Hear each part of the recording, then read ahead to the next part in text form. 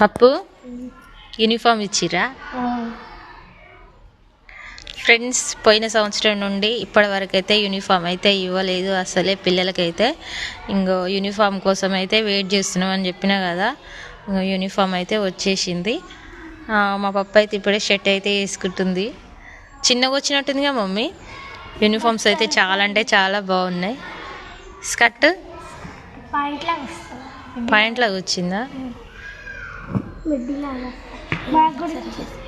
గట్నేనా buttons పెట్టుకునేది?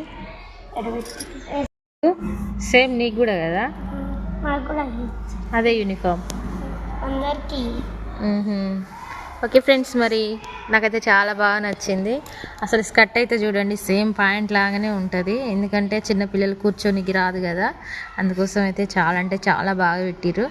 Okay friends, bye. మరి ఇంటికి అయితే వెళ్తున్నాం ఇక. బాయ్.